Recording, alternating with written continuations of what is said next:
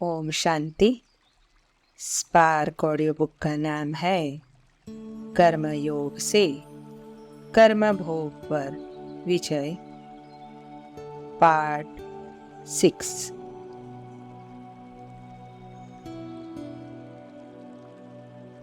Topic है कर्म बंधन, कर्म संबंध और कर्म योग।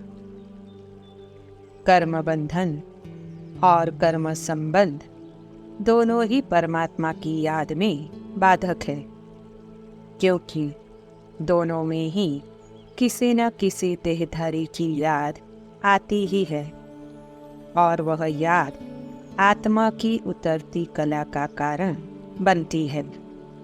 परंतु कर्म बंधन दुखदायी होता है, कर्म संबंध सुखदायी होता है।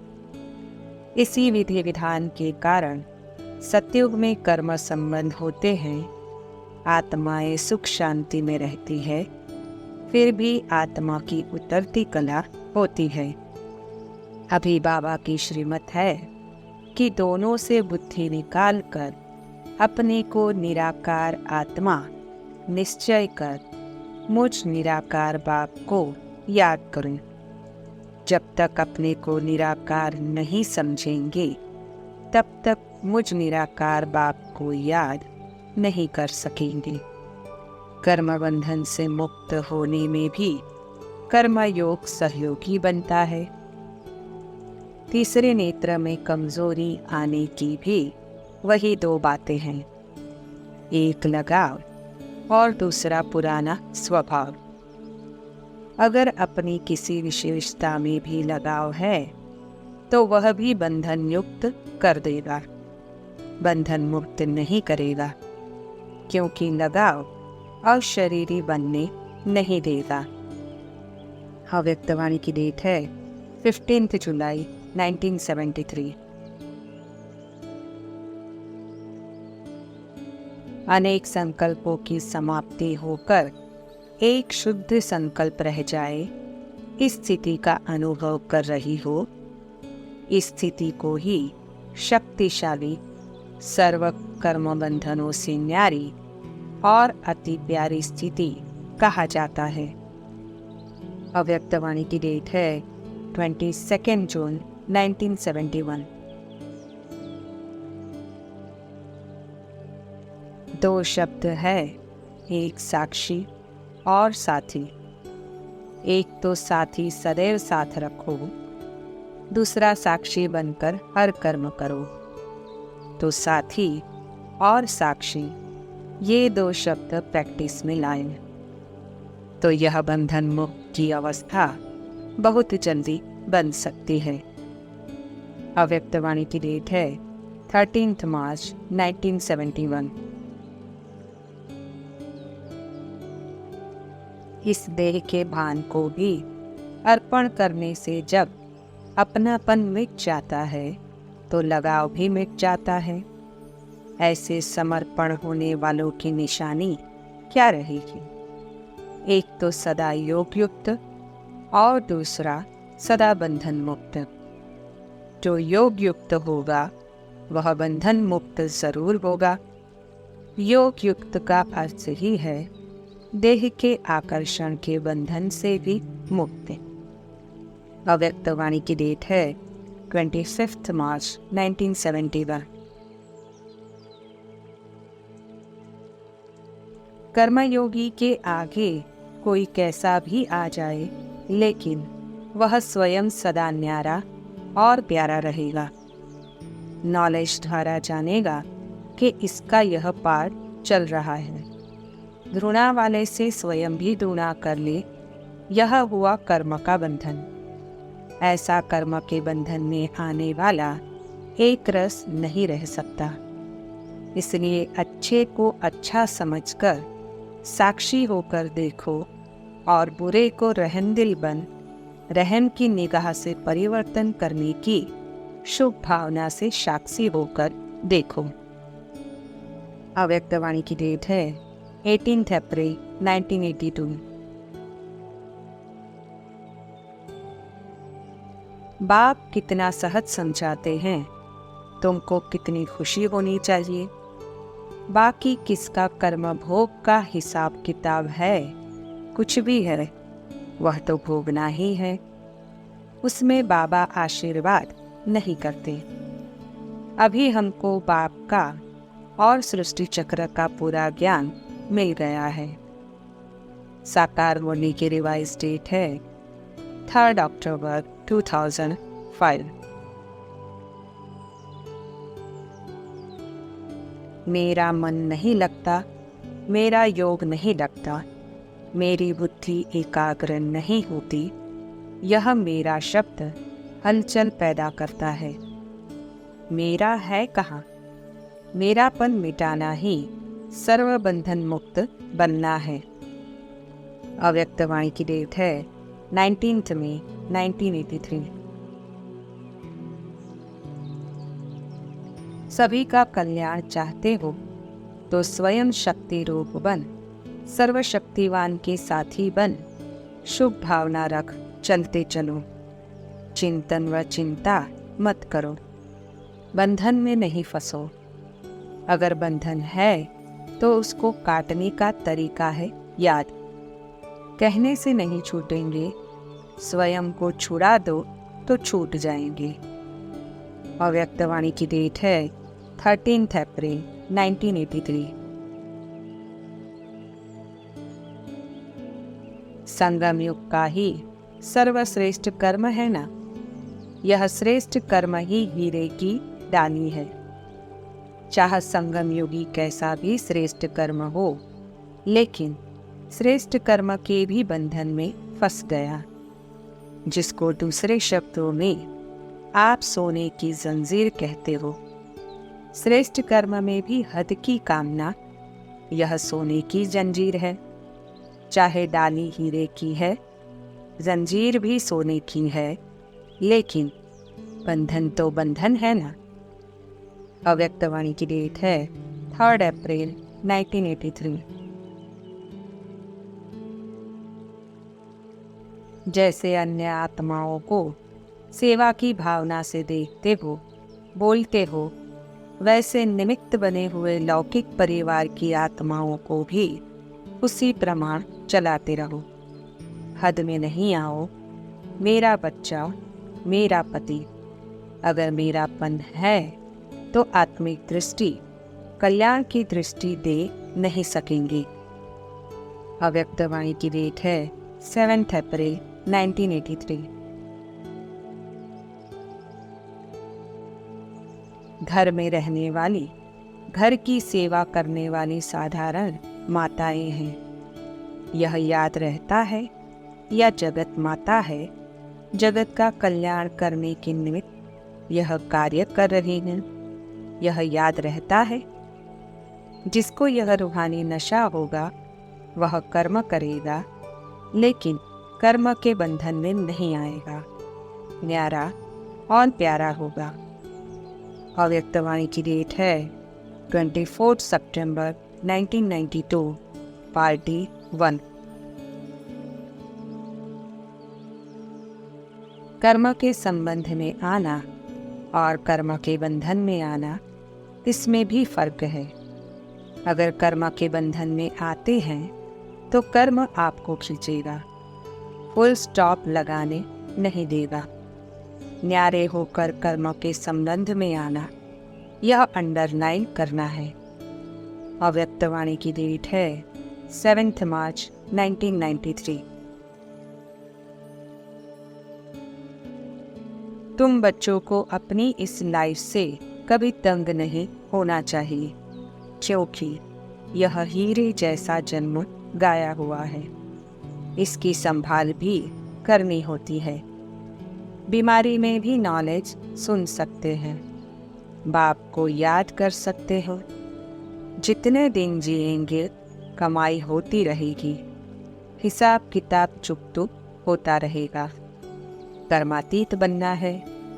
साकार होने की रिवाइज डेट है 10 फरवरी 2005। अगला टॉपिक है कर्म योग, कर्म फल, कर्म भोग और संगम युग। संगम युग पर आत्मा कर्म योग के द्वारा कर्म भोग को चुकता करती है। आधे कल्प के रहे हुए कर्म बंधन के हिसाब किताब को चुकता करती है और भविष्य आधे कल्प के लिए कर्म फल का और कर्म संबंध का खाता जमा करती है। कर्म संबंध अर्थात सुखदायी संबंधों का निर्माण करती है। ये विधि विधान हर आत्मा के लिए प्रभावित होता है, भले ही वह कल्प के अंत में एक ही जन्म लेने वाली क्यों ना हो, क्योंकि सृष्टि चक्र के नियमानुसार हर आत्मा इस विश्व नाटक में अपनी पार्ट का आधा समय सुख का और आधा समय दुख का पार्ट बजाती है।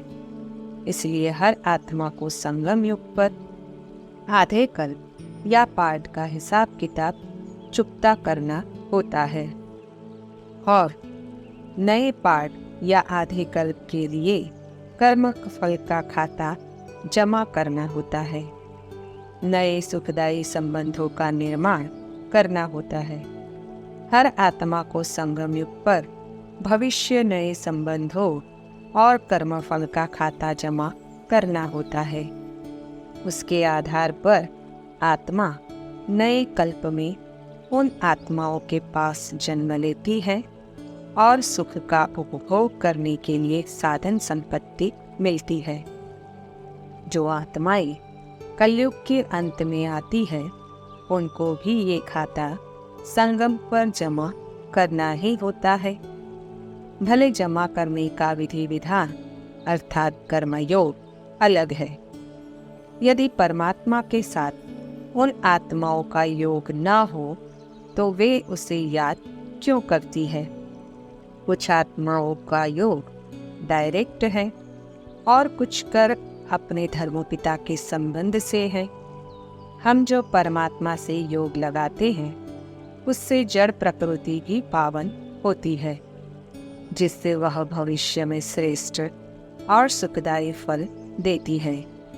और जो अन्य आत्माओं की तन मन धन से सेवा करते हैं, उनको सुख का रास्ता बताते हैं, ज्ञान योग में आगे बढ़ने में सहयोग करते हैं, उससे भविष्य सुखदायी संबंधों का निर्माण होता है। रोग शोक बीमारी आदि के द्वारा आए हुए कर्म भोग को कर्म योग के द्वारा सहज सहन करते हुए पूरा करते हैं और आत्माओं के साथ के रहे हुए हिसाब किताब का कर्म योग के द्वारा अर्थात उसकी वास्तविकता को जानकर खुशी से लेन देन करके सहयोग आदि के द्वारा पूरा करते हैं। संगम युग पर ही कर्म योग के द्वारा आत्मा को आधे कल्प का विकारी कर्म संस्कारों के वशीभूत किए गए कर्मों का हिसाब किताब खत्म होता है और आधे कल्प के लिए श्रेष्ठ कर्म करके खाता जमा करना होता है। द्वापर के बाद जो भी हिसाब किताब या संबंध होते हैं वे सब कर्म बंधन वाले ही होते हैं। कर्म संबंध केवल संगम युग पर जीतता है, जो आधे कल्प तक चलता है। द्वापर कलयुग है कर्म भोग और कर्म बंधन बनाने और भोगने का युग। सतयुग त्रेता है संगम युग पर बनाए कर्म संबंधों और किए सुकर्मों का कर्म फल का सुख भोगने का युग। और संगम युग है कर्म योग से कर्म बंधन से मुक्त होकर कर्म संबंध बनाने और सुकर्मों के द्वारा कर्म फल जमा करने का युग।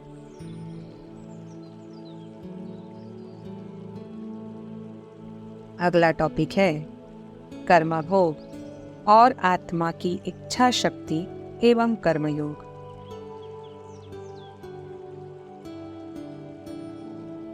प्रश्न, क्या कर्मयोग के द्वारा कर्म भोग पर विजय पाई जा सकती है और यदि पाई जा सकती है तो किस सीमा तक और किस रूप में? उत्तर, विश्व नाटक की यथार्थता पर विचार करें तो ये बात स्पष्ट होती है कि events can't be change but we can change our attitude towards events. ये बात बाबा के ज्ञान देने से पहले भी कही गई है, परंतु उसकी यथार्थ सत्यता विश्व नाटक के ज्ञान के आधार पर ही सिद्ध होती है। जो परमात्मा ने अभी दिया है, इस सत्य के आधार पर कल्प पहले के अनुसार हमारे किन्हीं कर्मों के फलस्वरूप कोई कर्म भोग आया है या आने वाला है तो उसको टाला तो नहीं जा सकता है, परंतु हम ज्ञान द्वारा उसके कारणों को जानकर और कर्म भोग की यथार्थता को समझकर कर्म योग के द्वारा उस कर्म भोग की वेदना से मुक्त हो सकते हैं या उसको हल्का कर सकते हैं। सत्य ज्ञान और कर्मयोग के अभ्यास से आत्मा की विल पावर बढ़ती है, जिस विल पावर के आधार पर आत्मा सहज कर्म भोग से मुक्त हो जाती है। हम यथार्थ रीति योग लगाते हैं और देह से न्यारे होने का सफल अभ्यास करते हैं तो उस कर्म भोग की वेदना से मुक्त हो सकते हैं। ये अभ्यास और स्थिति जितनी गहरी होगी, हमारी विल पावर जितनी शक्तिशाली और दृढ़ होगी, उसका प्रभाव भी उतना ही गहरा होगा, अर्थात उस सीमा तक हम उस कर्म भोग से मुक्त हो सकते हैं। हम परमात्मा की याद में अपनी देह में जहाँ कर्म भोग का केंद्र बिंदु है, वहाँ मन बुद्धि को केंद्रित करके अपने संकल्प शक्ति अर्थात अपनी विल पावर के आधार पर उसका निदान कर सकते हैं। इस विल पावर का उपयोग दुनिया में भी किया जाता है, परंतु उसे कर्मयोग नहीं कहा जा सकता है, क्योंकि उसमें परमात्मा के साथ योग नहीं है। उसमें आत्मा की अपनी विल पावर काम करती है और उसमें व्यक्तियों का व्यक्तियों के साथ योग होता है, इसलिए उसका फल भी उन व्यक्तियों के साथ के हिसाब किताब के आधार पर ही होता है।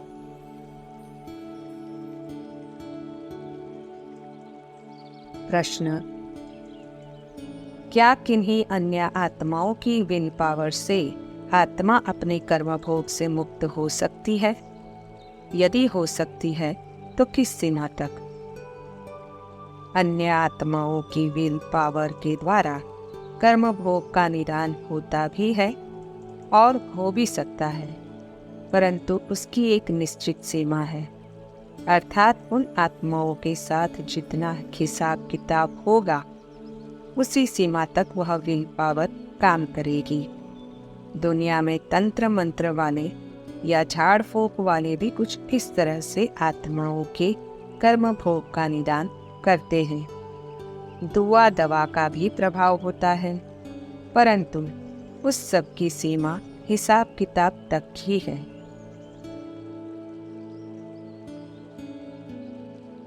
प्रश्न: क्या अपनी विल पावर अर्थात योग शक्ति से अपने कर्म भोग पर विजय पाई जा सकती है?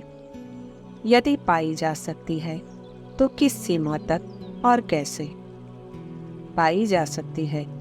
आत्मा की एकाग्रता और परमात्मा के साथ योग में वह शक्ति है जो हमको अपने कर्म भोग से मुक्त कर सकती है, परंतु उसमें परमात्मा पर निश्चय और अपनी इच्छा शक्ति की दृढ़ता अति आवश्यक है। परंतु ये विचारणीय है कि कर्म भोग आता क्यों है? कर्म भोग से हमारा अनेक आत्माओं के साथ का हिसाब किताब चुप्त होता है।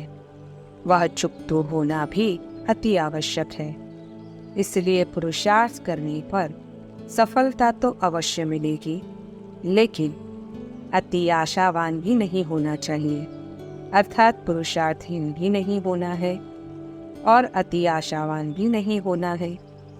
साक्षी होकर पुरुषार्थ करने वाले सफल भी होते हैं और संतुष्ट भी रहते हैं।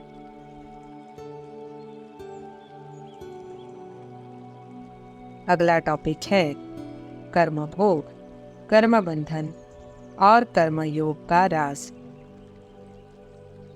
कर्म भोग दुख का कारण है और कर्म योग सुख का आधार है। कर्म भोग और कर्म योग दोनों ही आत्मा के विकर्मों का खाता खत्म करने के आधार हैं। कर्म भोग अनिच्छा से और कर्मयोग स्वेच्छा से विकर्मों का खाता भस्म करने की प्रक्रियाएं हैं। कर्म भोग और कर्मयोग की वास्तविकता को जानकर स्वस्थिति में स्थित होकर कर्म भोग को चुकता करने से कर्म भोग की महसूसता कम हो जाती है, अर्थात सूली से कांटा हो जाती है। स्वस्थिति में स्थित होकर परमात्मा की याद में कर्म भोग को चुकता करना ही कर्मयोग है। परमात्मा की याद से ही आत्मा अपनी स्वस्थिति अर्थात आत्मिक स्वरूप की स्थिति में स्थित होने में समर्थ होती है। कर्मयोग ही कर्म भोग पर विजय पाने या उससे मुक्त होने का एकमात्र उपाय है। योग द्वारा देह से न्यारे हो जाए तो भी उसकी वेदना की महसूसता से मुक्त हो जाएंगे, अथवा योग में कर्म भोग से मुक्त होने का कोई उपचार भी टच हो सकता है, जिसके द्वारा भी हम कर्म भोग से मुक्त हो सकते हैं। कलयुग के अंत में कर्म भोग का आना अवश्य संभावी है। कोई कर्म भोग न आए ये परिकल्पना भी निरर्थक है। कर्म भोग का कारण भी बाबा ने बताया है। कर्म भोग आत्मा को अनुभवी भी बनाता तो अंतिम परीक्षा में पास होने के लिए पथ प्रदर्शन भी करता है। आत्माओं के परस्पर के हिसाब किताब चुकता करने में भी कर्म भोग का महत्वपूर्ण स्थान है। कर्म भोग आए तभी आत्मा के हिसाब किताब चुकतू होने का अवसर आए और वह चुकतू हो। भक्त कवि रहीम ने गाया है, रहीमन विपदा हो भली जो नारायण रत होए। जैसे कर्मयोग से कर्म भोग की वेदना कम होती है, वैसे ही कर्म भोग के समय कर्म भोग का अधिक चिंतन करने से कर्म भोग की वेदना और भी बढ़ जाती है। कर्म भोग की वेदना को सहन करते भी मन में किसी के प्रति कोई नेगेटिव संकल्प न आए, यही कर्मयोग द्वारा कर्म भोग पर विजय पाने की कसौटी है। नेगेटिव संकल्प कर्म भोग की वेदना को भी बढ़ाते हैं तो आगे के लिए कर्म भोग का बीजारोपण भी करते हैं, अर्थात हमारा नया दुखदायी हिसाब किताब भी आत्माओं के साथ बनाते हैं। बाप जो समझाते हैं उसको उगारना चाहिए। यह भी बाप ने समझाया है, कर्म भोग की बीमारी उछल खाएगी, माया सताएगी, परंतु मूंझना नहीं चाहिए। बीमारी में तो मनुष्य और ही भगवान को जास्ती याद करते हैं। तुम और सब बातें भूल मुझे याद करो। साकार मुरली की रिवाइज डेट है 18 अक्टूबर 2004। हमारा अपने कर्म भोग की वेदना की महसूसता ही दूसरे की वेदना की महसूसता कराती है, जो हमारे दृष्टिकोण में परिवर्तन करता है और पीड़ितों के प्रति सद्भावना जागृत करता है। इसलिए गायन है, जिसके पैर न गई बिवाई वह क्या जाने पीर पराई। इस प्रकार हम देखें तो कर्म भोग ही हमको अनुभवी बनाता है और दूसरों की सेवा के लिए प्रेरित करता है। यदि हमको कोई कड़वा फल खाने को मिल रहा है या हम खाने के लिए बाध्य हो रहे हैं, तो ज़रूर हमने ऐसा बीज बोया है जिसका ये फल निकला है। इस सत्य को ध्यान में रख हमको भूतकाल के कर्मों को खुशी से चुकता करना है और वर्तमान में कोई ऐसा कर्मरूपी बीज नहीं बोना है जिसका कड़वा फल भविष्य में खाना पड़े। कर्म भोग आया है, आना अवश्य संभावी है, क्योंकि आधा कल्प से अनेक विकर्म आत्मा ने किए ही है और आना भी चाहिए, क्योंकि ये कर्म भोग भी हमको अनेक अनुभव कराता है और अंतिम परीक्षा में पास होने के लिए अभीष्ट पुरुषार्थ के लिए प्रेरित करता है। हम यहाँ पूर्ण और सदाकाल के लिए स्वस्थ हो जाएंगे या कोई व्यक्ति या उपचार हमको सदाकाल के लिए स्वस्थ कर देगा, ये आशा रखना या परिकल्पना करना भी अज्ञानता है, अर्थात भूल होगी। परंतु कर्म भोग से मुक्त होने के लिए यथासंभव पुरुषार्थ करना, उपचार करना, सहयोग लेना और देना हमारा कर्तव्य है, जो करना है और करना भी चाहिए। ये भी विश्व नाटक में हमारा एक पार्ट है जो बजाना ही है और बजाना ही होगा, परंतु वह पार्ट भी खुशी से बजाए यही ज्ञान है। आत्मिक स्वरूप में स्थित होकर रहना और पार्ट बजाना ही सर्वश्रेष्ठ पुरुषार्थ और उपचार है। राग द्वेष के वशीभूत किए गए कर्म आत्मा के बंधन अर्थात कर्म भोग का कारण है और विश्व नाटक की यथार्थता को जानकर देह और देह की दुनिया से नष्टो मोहा राग द्वेष से मुक्त होकर साक्षी होकर पाठ बजाना, यथोचित उपचार करना कर्म भोग से सहज मुक्त होने का साधन है। कर्म भोग चुकता करने में भी आत्मा के परस्पर हिसाब किताब का महत्वपूर्ण स्थान है। ड्रामा अनुसार कर्म भोग का आना भी आवश्यक है। यदि कर्म भोग आए ही नहीं तो कर्मयोग की परीक्षा भी कैसे हो। भले ही हम देखते हैं कि ब्रह्मा बाबा ने कर्मयोग से कर्म भोग को चुकता किया, परंतु अंत कड़ी तक कर्म भोग ने पीछा किया और बाबा को कर्मयोग के द्वारा कर्म भोग से युद्ध लड़ना पड़ा और अंत में उन्होंने कर्मयोग से कर्म भोग पर जीत पाई। स्वस्वरूप की स्थिति परमानंदमय भी है तो परम कल्याणमय भी है। जब कर्म भोग नहीं है या हल्का है, तब इस आत्मिक स्वरूप की स्थिति का किया हुआ दृढ़ अभ्यास ही समय पर काम आता है, अर्थात कर्मयोग द्वारा कर्म भोग से मुक्त करने में सहयोगी होता है। यदि पहले से अभ्यास न किया तो कर्म भोग के समय न ये स्थिति होगी और न इस स्थिति का अभ्यास संभव होगा। पहले से किया हुआ अभ्यास ही उस समय काम आता है, अर्थात उस दुख दर्द की महसूसता से मुक्त होने में सहयोगी होता है। आत्मिक स्वरूप में स्थित आत्मा देह का कठिन कर्म भोग होते भी उसकी महसूसता से मुक्त होगी और देहाभिमानी आत्मा हल्के कर्म भोग की पीड़ा भी अधिक महसूस करेगी। वाह वाह के गीत गाओ, ब्राह्मण जीवन अर्थात वाह वाह। हाय हाय नहीं, शारीरिक व्याधि में भी हाय हाय नहीं, वाह वाह। यह भी बोझ उतरता है। मेरा ही हिसाब है, प्राप्ति के आगे हिसाब तो कुछ भी नहीं है। अव्यक्तवाणी की डेट है 30 नवंबर 1999। कोई बीमारी व दुख आदि है तो तुम सिर्फ याद में रहो। यह हिसाब किताब अभी ही चुप तो करना है।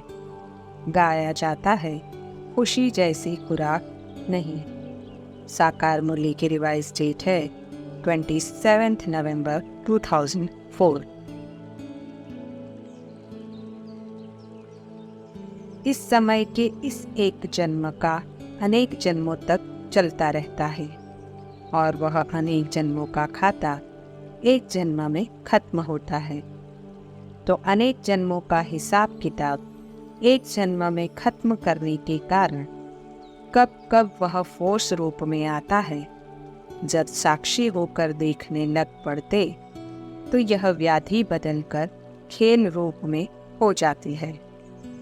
अव्यक्तवाणी की डेट है 23 मार्च 1970।